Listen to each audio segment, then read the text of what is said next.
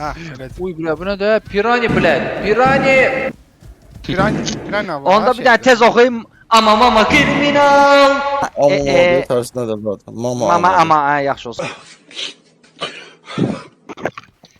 Problem səndə. Ala bu İsa necə ölüb burada? Bir dənə uşaqlar bir dənə buna gəlin baxın. Bu ölmək deyil, bu vermək pozisiyasındadır. Ayaklarını da aralasaydı başladı. Eşidirsən bura. Sahil deyək ki, ayaqlarının da arası zor olardı. Nəmməyə bırak, özünüz əzbət edin.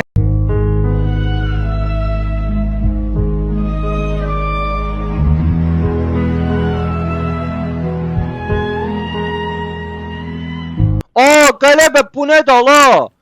Bu nə aparatı içəridə düzəltmisən? Nədir ala bu? Deməkçədir bu. Bu nədir ala? Bu otobot daşlarıdır, brat.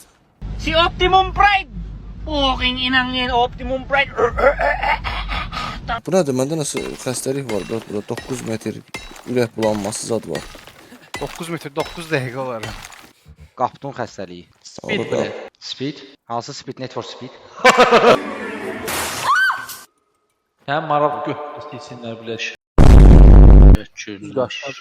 Hanı maral? Siktir qaçdı tərəfə. Heyvanlar çoxdur bre. Bu qədər heyvan bre. Ona bax, indi getdimiz tutdum gətirdim. Ay belə. Mənə elə gəlir ki, o deşidir.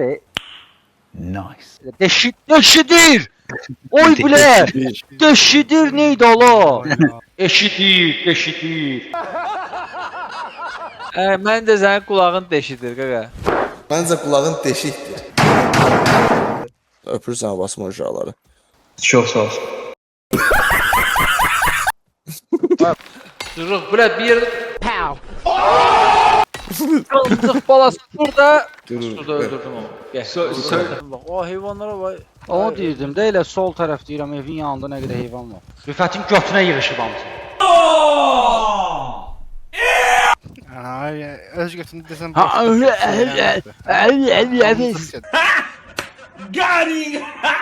Nə fikirsən axşam qardaş? Daşşaq kebabı, brat. Wow. Buna çok sevdik yani.